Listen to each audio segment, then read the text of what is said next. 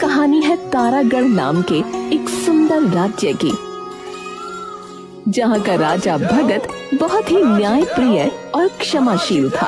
उसी राज्य के एक गांव में रहता था विनय, जो कि पेशे से मोची था और उसके परिवार के नाम पर सिर्फ उसकी माँ थी। अच्छा चलता हूँ माँ, शाम को आऊंगा। बेटा, आज थोड़े ज्यादा पैसे लेकर आना। मेरी तबीयत दिन पर दिन बिगड़ रही है, मुझे दवाई की जरूरत है। ठीक है माँ, आप फिक्र मत करो, आज मैं औषधि लेता हुआ ही आऊंगा वैद्य जी के पास से। ठीक है, मैं इंतजार करूंगी। विनय घर से निकल गया।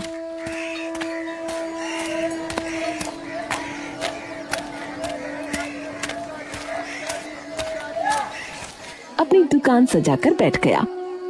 मैंने माताजी से कह तो दिया कि चिंता न करो, लेकिन आजकल मेरा काम तो बिल्कुल चल ही नहीं रहा है। ऐसा लगता है लोगों ने जूते चप्पलों की मरम्मत करवाना ही बंद कर दिया है।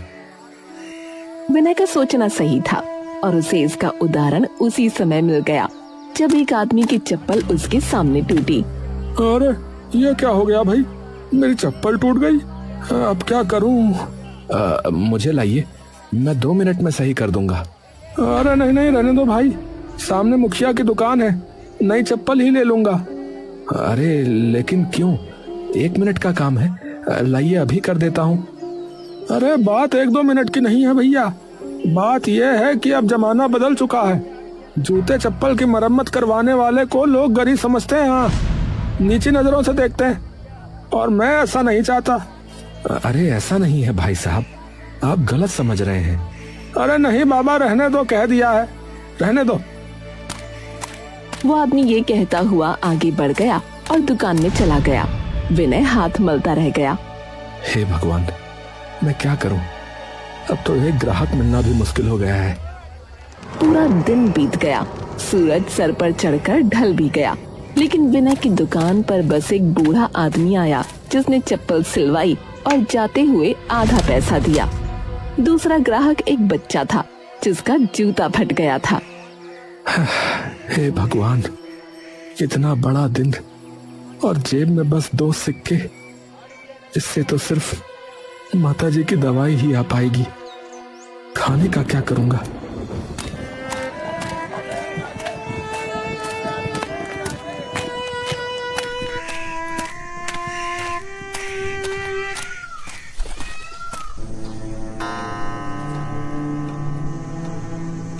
उसने वैद्य जी से जाकर माँ की दवा ली और घर की ओर चल पड़ा। रास्ते में उसके कदम भारी हो चुके थे, जैसे हर कदम उसकी बेबसी की गवाही दे रहा हो। माँ, बस तुम्हारे लिए ही तो कर रहा हूँ ये सब, वरना मेरा क्या ही है।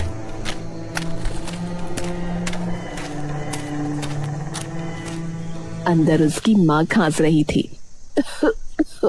सर झुकाकर विनय ने कहा, माँ, घर में कुछ खाने को है या नहीं? अरे बेटा, घर में कुछ होता तो बात ही क्या थी, तू नहीं लाया क्या कुछ? तभी सामने से पड़ोसी रतन आता है। अरे अरे, क्या हो रहा है यहाँ? भूखे मर रहे हो क्या? भैया, थोड़ा सा बचा हुआ खाना मिल जाए तो। ओहो मोची महाराज, अब खाने के लिए भी पड़ोसियों पर निर्भर है? ले लो ले लो, वही देने आया था, वैसे भी फेंकने ही वाली थी वो। रतन बेटा, इस तरह मत बोल। अरे जो सच है वही बोला, ऐसा क्या बोल दिया? रतन हंसते हुए निकल गया।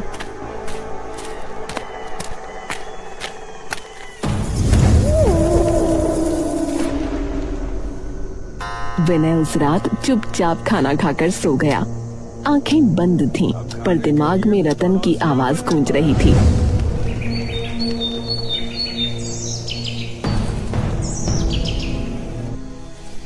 अगली सुबह बाजार में हलचल थी, सब लोग एक जगह जमा थे। विनय भी भीड़ में घुस गया।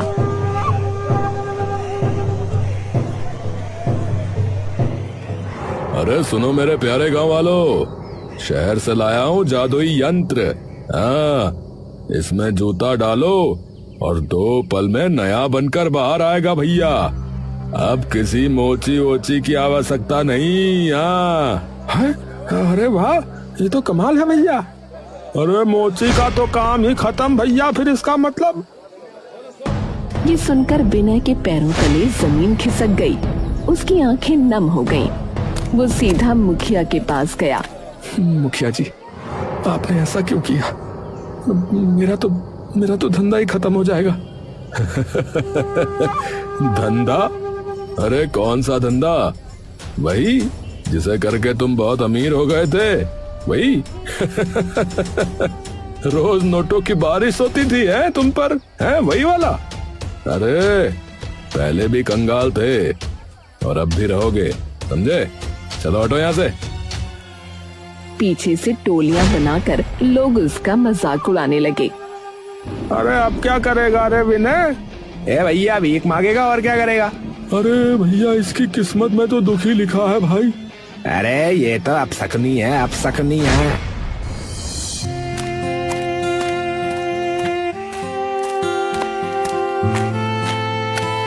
विनय भारी मन से घर पहुंचा। बेटा, क्या हुआ? इतनी जल्दी वापस कैसे आ गया? माँ, मेरा काम खत्म हो गया। अब कोई जूता सिलवाएगा ही नहीं। अरे पर क्यों? विनय ने पूरी बात बताई तो रामकली भी रो पड़ी। हे भगवान, अब क्या करेंगे हम? ये मुखिया को ऐसा यंत्र लाने की क्या जरूरत थी? तभी दरवाजा धड़ाम से खुला। रतन वापस आ गया, इस बार और भी बदतमीजी के साथ। अरे माँ जी, अरे सुना, तुम्हारा बेटा जिस काम में लगा था वो काम ही दुनिया से खत्म हो गया। अरे ऐसा मनहूस है कि खुद का धंधा ही डूब गया। अरे भैया, मजाक तो मत उड़ाओ।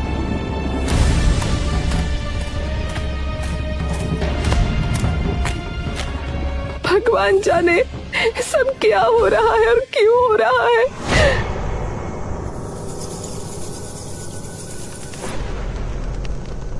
वो रात बहुत भारी थी।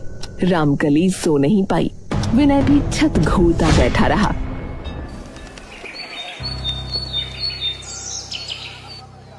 अगली सुबह विनय की बहन सरला और उसका पति गौरव आ गए।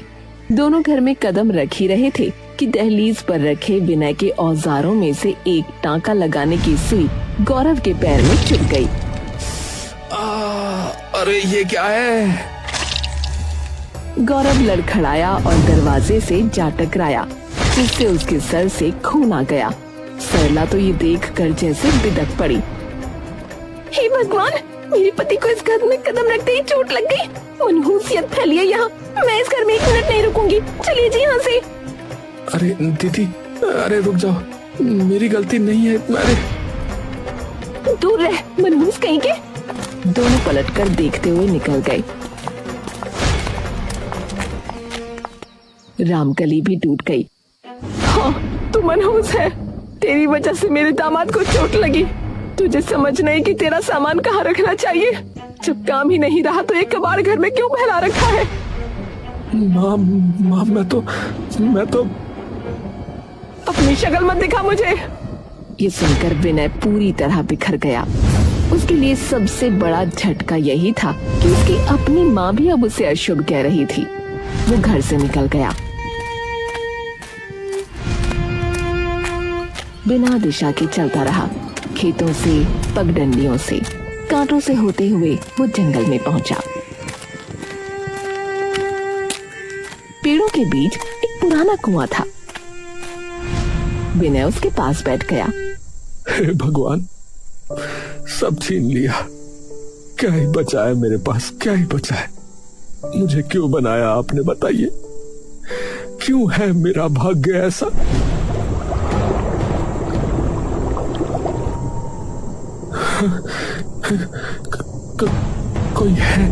कोई है क्या?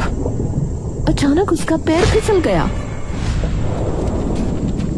वो धड़ाम से कुएं में गिर पड़ा।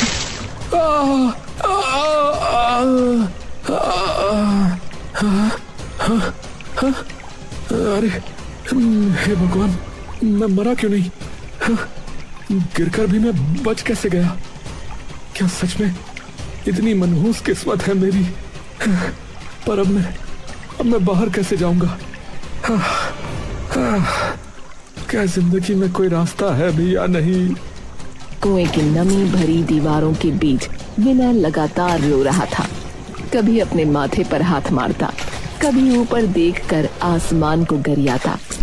उसकी आवाज कुएं में गूंज रही थी, जैसे दुख की कोई प्रचंड लहर उठ रही हो। हे भगवान, क्यों बनाया मुझे आपने? क्यों भेजा मुझे इस दुनिया में? मैं किस जन्म का पाप भोग रहा हूँ भगवान? तभी पीछे पानी में हल्की टर टर की आवाज हुई। एक हरे रंग का मेंढक, जिसकी बड़ी चमकदार आंखों में अजीब चमक थी। अरे मेंढक, तू भी मुझे चिढ़ाने आया है ना? चिढ़ा ले, मार दे, बस खा ले, जो करना है कर ले, जो करना है कर ले। शांत हो जाओ मनुष्य, मैं तुम्हें नुकसान नहीं पहुंचाऊंगी। मेढक बोल रहा है। कहीं मैं सच में मर तो नहीं गया? हे भगवान, मैं असल में एक परी हूँ, श्रापित परी। एक दुष्ट राक्षस ने मुझे मेंढक बना दिया, क्योंकि मैं उसकी जादुई किताब चुराते हुए पकड़ी गई और उसके जाल में फंस गई। उसने मुझे मेंढक बनाकर इस कुएं में डाल दिया। बचने का तरीका सिर्फ एक था कि जब कोई इंसान मुझे छुएगा तब मैं अपने असली रूप में लौट पाऊंगी। मुझे कुछ समझ में नहीं आ रहा है। बस मुझे छू लो। विनय कुछ पल डरता रहा, फिर धीरे से उस मेंढक को छुआ।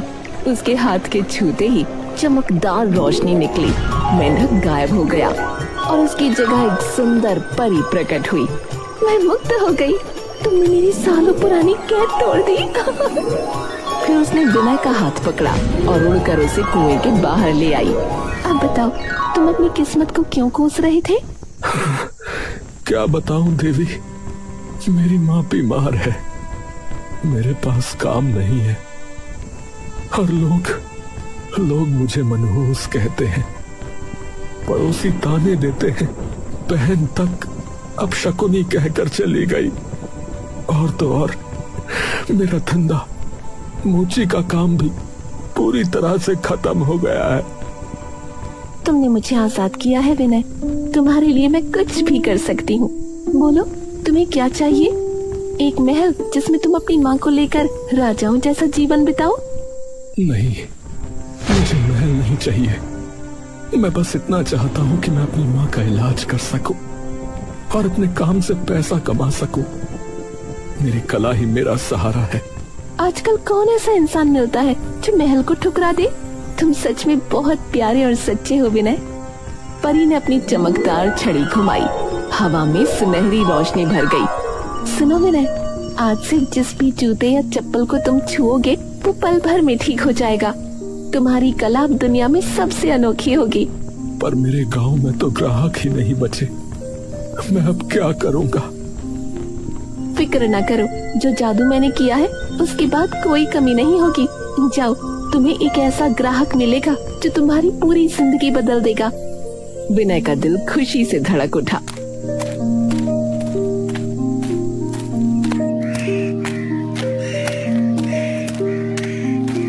उसने माँ को पूरी कहानी सुनाई, लेकिन माँ अब भी गुस्से में थी और उसकी बात मानने को तैयार नहीं थी। तेरे दिमाग में भूत घुस गया है क्या? कुएं में परी, जादू? अरे बेटा, भूख ने तुझे पागल बना दिया क्या? कुछ ना बदलने वाला, सब कुछ बर्बाद हो चुका है। माँ, मुझ पर भरोसा करो, सब बदलेगा।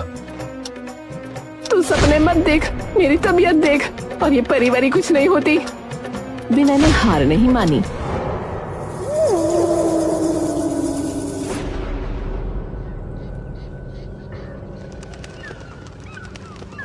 सुबह सुबह जल्दी उठकर अपना पूरा मोची का सामान समेटा और और बाजार पहुंच गया।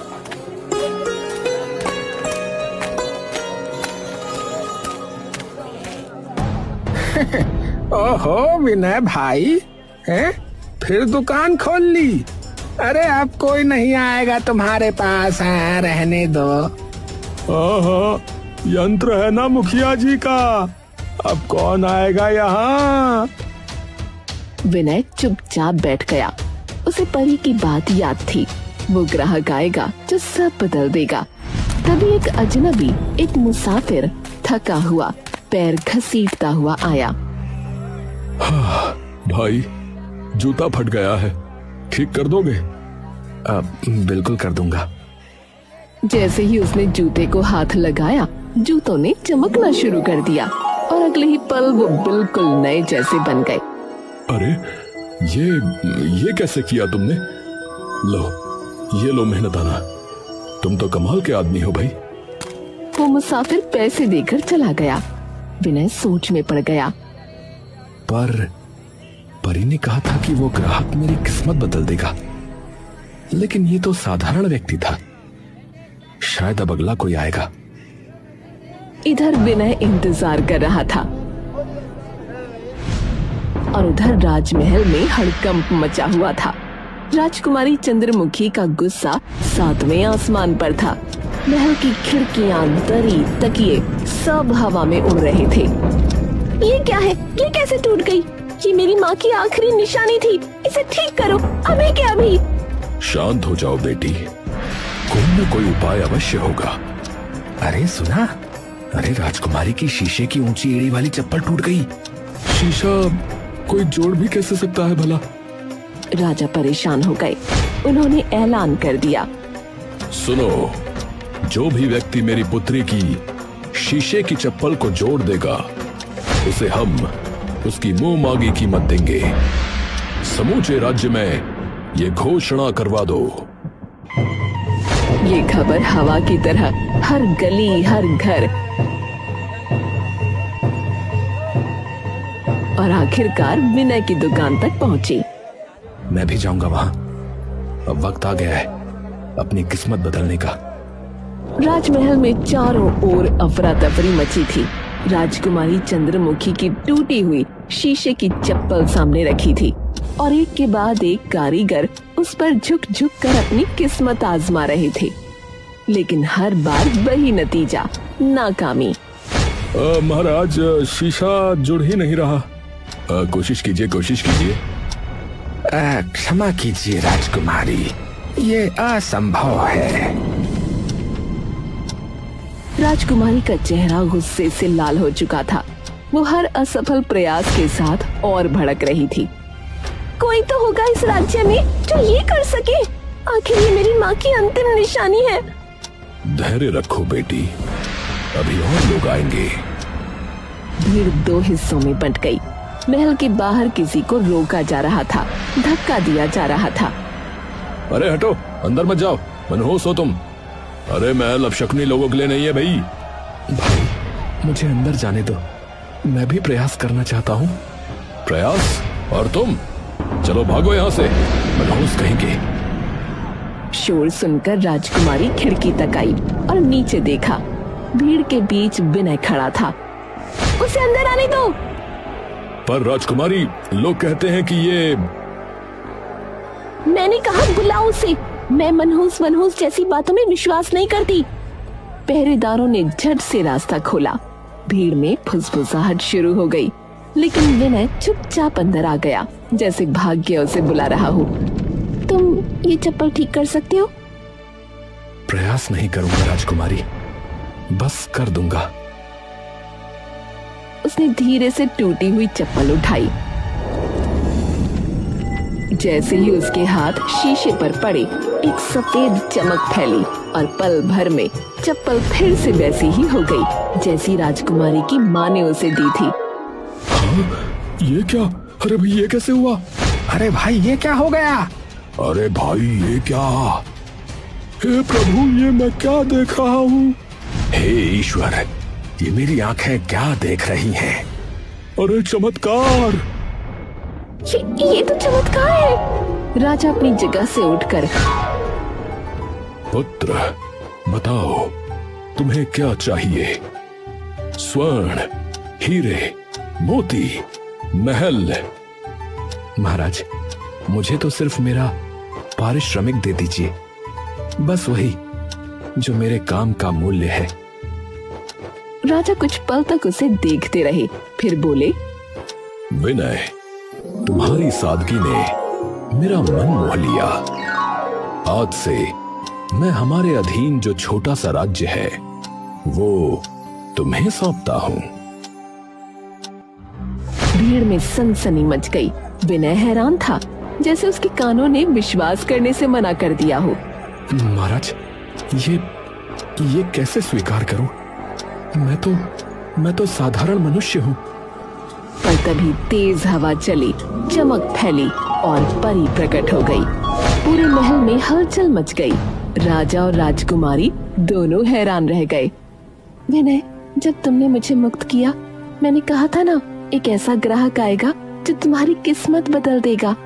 वो ग्राहक राजकुमारी चंद्रमुखी ही है। अब ये सब तुम्हारा है, इनकार मत करो। विनय की आंखें भर आईं। उसने सर झुकाकर राज्य स्वीकार कर लिया। तभी राजकुमारी चंद्रमुखी आगे बढ़ी। विनय, तुम्हारा चरित्र, तुम्हारी ईमानदारी, तुम्हारी विनम्रता, मैंने ऐसा कोई नहीं देखा।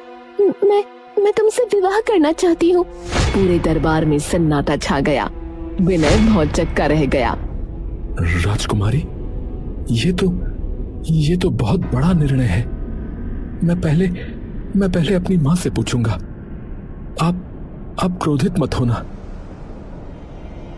सबकी नजरें दरवाजे की तरफ मुड़ी। वहाँ रामकली खड़ी थी। राजकुमारी जी, मुझे मंजूर है।